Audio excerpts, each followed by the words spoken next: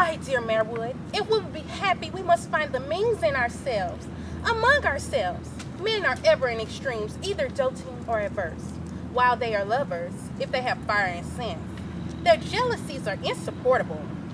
When they cease to love, we ought to think at least they loathe. They look at us with horror and distaste. They meet us like the ghosts of which we were, and as such, fly from us.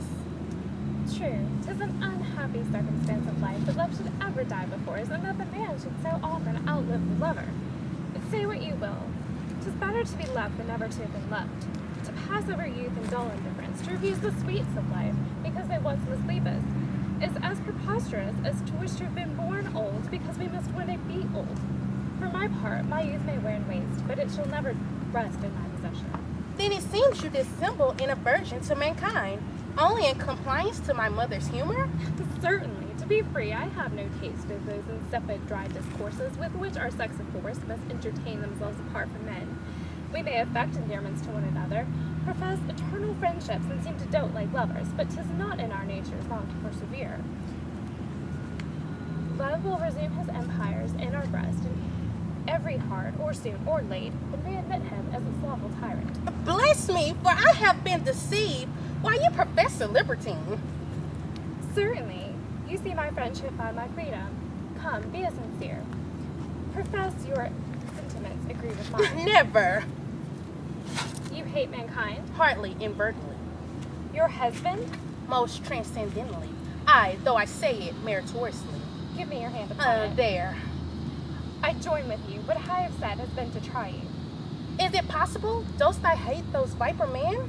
I've done hating them and have come to despise them. The next thing I have to do eternally is to forget them. There spoke the spirit of an Amazon, a Penthesilea. And yet I'm thinking sometimes to carry my aversion further. How?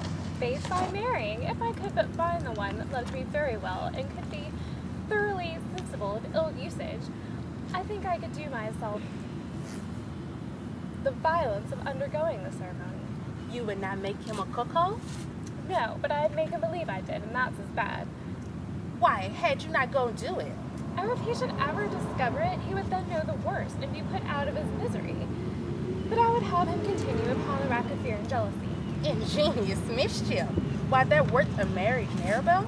Would I were, You changed color. because I hate him. So do I, but I can hear him named. But what reason have you hate him in particular? I never loved him. He is and always was insufferably proud. By the reason you have for your aversion, one would think you dissemble. For you have laid fault to his charge, of which his enemies must acquit him. Oh, then it seems you're one of his favorable enemies. I think you look a little pale, and now you flush again. Do I? I feel a little sick all of a sudden. What ails you? My husband! Don't you see him? He turned short upon me unawares and almost overcome me. He comes opportunely for you. For he's brought Maribel with him. My dear, Oh, my soul. you don't look well today, child. You don't think so? He's the only one that does, madam. For he's the only man who could tell me for the least. For only a man with him without mortification. Oh, my dear, I am satisfied of your tenderness. I know you cannot possibly resent anything from me, especially what doesn't affect my concern. Mr. Maribel, my mother interrupted you in a pleasant relation last night. I would fain hear it out. The persons concerned in that affair have yet a tolerable reputation. I'm afraid Mr. Faino will be censorious. He has a humor more prevalent than his curiosity, and will willingly dispense with the hearing of one scandalous story to avoid giving occasions to make another by being seen to walk with his wife. This way, Mr. Maribel, I dare promise to oblige you both. Well, sure, if I should live to be rid of my wife, I shall be a miserable man. Aye. For having only that one hope, the accomplishment of it, of consequence, must put an end to all my hopes. And what a wretch is he who survives his hopes. Nothing remains when that day comes but to sit down and weep like Alexander when he wanted other worlds to conquer. Will you not follow him? Faith, I think not. Pray, Lilith, I have a reason. You are not jealous. Of who? Of Maribel. If I am, is it inconsistent with my love to you that I should be tender of your honor? You would intimate then, as if there were a fellow feeling between my wife and me. I think she does not hate him to the degree she would be thought. But he, I fear, is too insensible. It may be you are deceived. It may be so. I do now begin to apprehend it. What? That I have been deceived, madam, and you are false. That I am false? What mean you? To let you know I see through all your little arts. Come, you both love him, and both have equally dissembled your aversion. Your mutual jealousies of another have made you clash till you both struck fire. I've seen the warm confession reddening on your cheeks and sparkling from your eyes. You do me wrong. I do not. 'Twas for my ease to oversee and willfully neglect the gross advances made him by my wife. That by permitting her to be engaged, I might continue unsuspected in my pleasures, and take you oftener in my arms. But did you think because the nodding husband would not wake, ever watchful lover slept? And wherewithal can you reproach me? With infidelity, with loving another, with love of Marrable. 'Tis false. I challenge you to show an instance of your groundless accusation. I hate him. And wherefore do you hate him?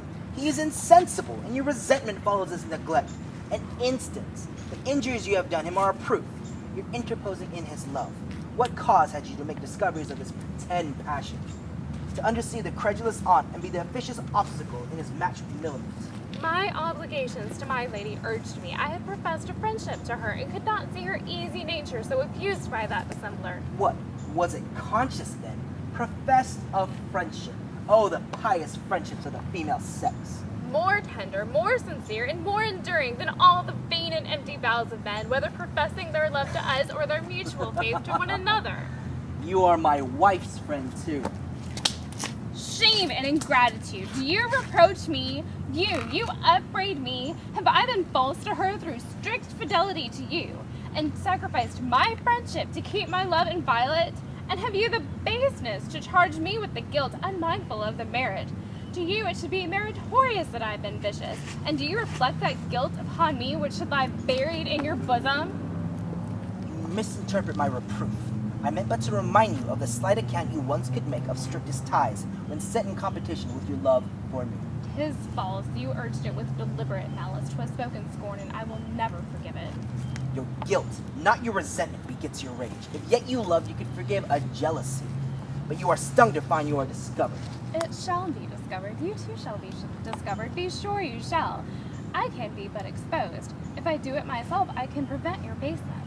Why? What will you do? Disclose it to your wife. Own what has passed between us. Frenzy. By all my wrongs, I'll do it. I'll publish to the world the injuries you've done me, both in fame and fortune, both with which I trusted you. You've bankrupted honor as indignant of wealth. Your fame I have preserved. Your fortune has been bestowed as the prodigality of your love would have it, in pleasures which we both have shared. Yet, had you not been false, I'd have ever repaid it. 'Tis true, had you permitted Marrable with Millamant to have stolen their marriage, my lady had been incensed beyond all means of reconcilement. Millamant had forfeited the moiety of her fortune, which then would have descended to my wife. And wherefore did I marry, but to make lawful prize of a rich widow's wealth, and squander it on love and you? Deceit and frivolous pretense. Death, am I not married? What pretense? Am I not imprisoned? Fettered? Have I not a wife? Nay, a wife that was a widow, a young widow, a handsome widow, and would again be a widow, but that I have a heart of proof and something of a constitution to bustle through the ways of wedlock and this world. Will you not yet be reconciled to truth and me? Impossible. Truth and you are inconsistent. I hate you and shall forever. For loving you. I loathe the name of love after such usage, and next to the guilt with which you would oppress me, I scorn you most. Farewell. Nay, we must not part thus. Let me go. Come, I'm sorry. I care not. Let me go. Break my hands. Do. I leave him to get loose. I would not hurt you for the world. Have I no other hold to keep you here? Well, I have to lift it all. You know that I love you. Oh, that poor dissembling. Well, that is not yet. What? What is it not? What is it not yet? It is not yet too late. No, it's not yet too late. I have that comfort. It is to love another. And not to loathe, detest, abhor mankind, myself, and the whole treacherous world. Nay, this is extravagance. Come, I ask your pardon. No tears. I was the man. I could not love you and be uneasy doubts. Pray for Bear, I believe you. I'm convinced I've done you wrong. And anyway, every way will make amends. I'll hate my wife yet more. Damn her. I'll part with her, rob her of all she's worth, and we'll retire somewhere. Anywhere, to another world. I'll marry you. Be pacified. Steph. They come. Hide your tears. You have a mask. Wear it a moment. This way. Be persuaded. There they are.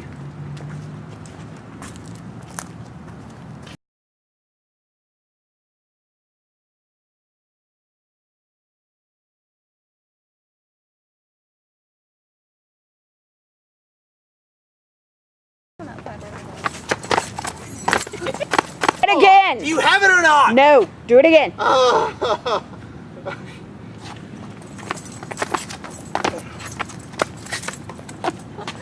Oh, my boob. Hold on. I think we should all like. Man thing. Ow, that 3 really hurts. Like the Man thing. Ow, that 3 really hurts. Like the first two hit my diaphragm and the last one hit my boob. Yeah. Your boob.